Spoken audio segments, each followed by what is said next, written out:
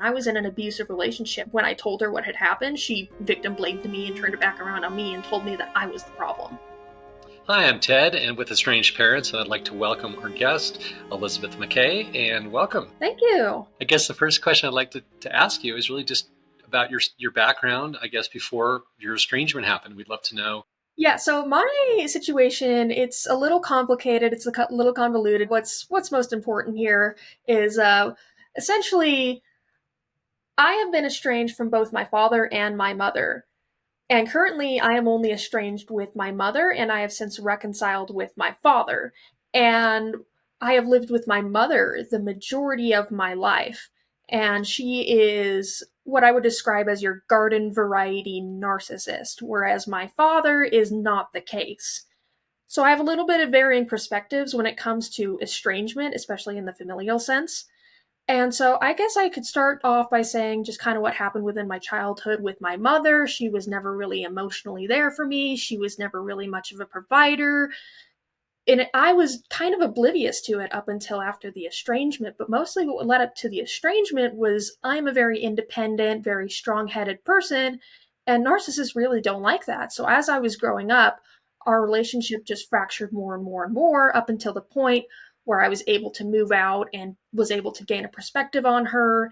And from there on, things just deteriorated to the point where there was a straw that broke the camel's back, and I have since cut contact with her. What was the straw? Can you tell us? The straw that broke the camel's back was when I first got like my real job as a young adult. She told me that she was going to take half of my paychecks and save them for a rainy day, quote unquote, and put them in her, like a shared bank account between me and her. So I agreed to that. I was like, okay, like in case I ever need it, I can come back to that money and it's there and I'm not going to spend it because I'm 19 years old and I get a big paycheck and I'm going to want to spend it. So during that time, it made sense to me. But I did run into a very large rainy day kind of situation. And when I went to ask my mother for that money that I desperately needed, it totaled up to about $3,500. She didn't really have anything to say to me. And I knew at the time that she was struggling with a gambling addiction. And she just did not want to tell me that she spent all of that money on her gambling addiction. And I really needed that money all the time. What happened to the money? Did she just blow it on gambling so it's Yep, gone? she just took it all to the casinos and thought she could get it all back or double it or something like that, and it just went all down the drain. Did you ask her to pay it back? I did. I didn't ask her to pay it back. I was like, hey, like, I understand it's a little rough. Like, you made a mistake. That's totally okay. We can talk through this. We can get through this. And she basically came right back around and told me, no, I'm not going to pay you back. This is you repaying me for raising you. Oh my God. That's just insane. So what transpired after that? Did you seek a lawyer or what was your next step? I really tried to. My aunt is a paralegal, so I kind of tried to talk to her a little bit about it. And she basically told me that just because my mother's name was also on the bank account, that she was fully entitled to take as much money as she wanted for whatever she wanted. So I had no legal recourse to get that money back. So essentially, I just kind of viewed it as paying $3,500 to see how my mother would truly treat me in my most direst of hours. Well, that was an interesting test, right? I mean, oh my God. So that's horrible. So what happened after that? Did you estrange her at that point? What did you do? That was kind of just like the inciting incident and just us going back and forth and fighting over it and it escalating up until the point where I was like, and then I started digging into what narcissism is. And that was kind of coinciding at the same time. So I kind of came up to the point where I was like, okay, you're not apologizing. I'm looking back on all my life experiences with you, and I'm just kind of to the point where I really don't see you as a parent in my life. So I kind of just sent her a message that just kind of said, hey, like, I really care about you. I really want you to get better, but you are so mentally ill and you are so self absorbed that I just can't do this anymore. I can't believe it. Did you suggest that she see a doctor? Absolutely. I was asking her for years at that point to see a therapist, to get help, to read books, to try and do some kind of self improvement. And every time I tried that, she just would reject me and she would verbally abuse me and attack me. And she never ever wanted to work on it. I constantly tried to work on things with her. I suggested going to therapy with her. I did all this stuff. I mean, it was obvious to her that our relationship was breaking down, and I was really trying to push to make that better. Yeah. Did you have any signs that this might occur? So I did not have the best father figure in my life growing up, and it's a little complicated, but kind of going from there, it taught me a lot of really unhealthy relationship dynamics. And I was in an abusive relationship when I was younger. And my mother, when she learned about some of the abuse, turned it right back around to me and took his side. And that was such a horrible situation. And that was one of the bigger incidents. I mean, there's so many that I could talk for hours about some of the stuff she's done to me, but that was one of the ones where, like, when I told her what had happened, she victim blamed me and turned it back around on me and told me that I was the problem. Oh, okay. So you said, I think earlier, that you have a good relationship with your dad. Yes, currently I have a good relationship with my dad. From when I was about 12 to, I'd say, 2021, we were estranged. And what led up to that estrangement was my dad has always kind of been very sheltered with his emotions. We believe he's dealing with some kind of undiagnosed autism spectrum disorder. And so he's been dealing a lot with that. And he made a very, very bad decision when I was 12 that led up to our estrangement. And a lot of it had to do with my mother, but from there on out, I was super angry with him for super long, and he didn't want to really engage with me emotionally because he was also dealing with so much of his own childhood trauma and his own stuff at the time, and things were just not in a good place until I was about 20 or 20 or 21 years old, and we started to reconnect. You mentioned abuse. Were they divorced at some point? Your mom got remarried. You had a stepfather, or Yes. My mother and my father were divorced when I was about 7 or 8, and they both got remarried shortly thereafter. I see. So this abuse was from the stepfather. Is that correct? Yes. Okay. Yes, Okay. my mother and my stepfather have been particularly abusive towards me throughout my life. Oh my gosh. Um, well, did you seek any feedback or support from your biological father? Not during my estrangement with him. That was August of 2021. So it was happening at the same time that I was reconciling with my father, that I was becoming estranged with my mother. Did you tell anyone else about this? Family or friends? Yes, I was talking to my sister a lot about it, and she's been very supportive towards my decision to estrange from my mother because she's also estranged from our mother. And I have friends and a couple of other people in my life who have been very supportive of my decision. I'm a pretty closed off person, so by the time I typically mention that, like, I'm estranged from my mother, I know at that point that that person's going to support me and understand my decision. Since you brought up your sister, did she have the same kind of problems? Different problems?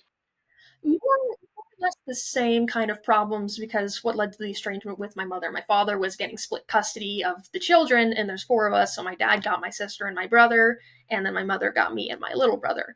So my sister then cut contact with my mother because in the narcissist dynamic, my sister was the scapegoat, and then my little brother was the golden child, and I am what's referred to as the much more rare invisible child. Hmm. Are you the middle? You're the middle child? I am the third of four. I have a little brother and an older brother, and my little brother is the golden child. Okay, the golden child. So he's had no estrangement issues, I assume. He is estranged from my father currently and myself. What does your dad do? My dad works in construction. So throughout his life, he's been working like tons and tons of hours. He was never really there, especially during when he was married to my mom. And he does like 80, 100-hour weeks. He did that throughout your childhood too. He was a hard worker. Yes. He has worked very, very hard his entire life. Is that what you do now? Can I ask what you? Yes, I am also going into construction as well, and it's because of him. One of the things I really do admire about my dad is his work ethic and how much just effort he puts into his career and just how hard he works in order to support us children. And I've always admired that about my dad. And I'm kind of the same as him, where I really like to be able to create things and work with my hands and be very hands on. So I've always just kind of leaned more into construction, even without his influence in my life. And once we reconciled, he kind of pointed me down the path of jumping into the career as well. Oh, good. Okay, so he's been supportive and enabling you to help you get up into this career. Did you seek therapy yourself? I did. Yes, I went to therapy. I used the BetterHelp service. I know there's a lot of mixed reviews through that. I had a good experience myself. I went to therapy for about 6 months throughout like 12 or so sessions. I had a good therapist. It helped me work through a lot of my own issues. And then outside of therapy, I've been reading a lot of self help books. I've been getting everything, my hands on everything I can touch surrounding narcissism, estrangement, family dynamics, healing. I've got a whole list of stuff I've read. Did you realize how big a problem this was with other kids, or did you think that you were pretty much alone in this type of estrangement? In this type of estrangement, I when I was a kid growing up, I never it was so normalized to me that I never really understood what was going on. But now that the estrangement has occurred and being able to retrospectively look back on it and Yeah. realize just how unnormal it was, I'm kind of waking up and be like, wow, this was crazy. Yeah, it is crazy. So I guess it sounds like your mom maybe have obviously narcissism. Was it clinically evaluated or determined, do you think? No, most narcissists never really receive a diagnosis because in order to seek help, they first have to admit that they have a problem. And the biggest problem with narcissistic personality disorder is never admitting that you have a problem. So it's a self-defeating cycle. Do you have kids? Are you married or Nope, I am currently single. I don't have kids. I'm just a little 23-year-old just going to college and having fun with life. how have you been able to sort of get past this, or have you? Or are you still grieving in a bit? For the most part, I've done a lot of the emotional work and I've kind of come to terms with who my mother is and who my father is and just seeing them as people rather than my parental units and understanding their own flaws in life. And I've kind of come to terms with that. I mean, sometimes I'm still like a little broken up about it and I'm really like remorseful and regretful that we were never be able to have a normal family unit, and that just gets to me sometimes. But for the most part, I mean, I think I've done a lot of work and I've come down a really, really long road of healing and understanding things to the point where I'm kind of okay now. Well, you sound very healthy. You sound very normal, and I think happy from what I can tell. But I'm really glad to hear that. It sounds like a really tough experience that you went through. Yeah, so I guess I can kind of talk about my reconciliation with my dad. And the way that kind of went down was I think like 9 out of 10 conversations we had nothing to do with reconciliation, and all of them have had to do with rebuilding our relationship and focusing on the now rather than the past. And then 1 in 10 conversations has to do with resolving some prior conflict.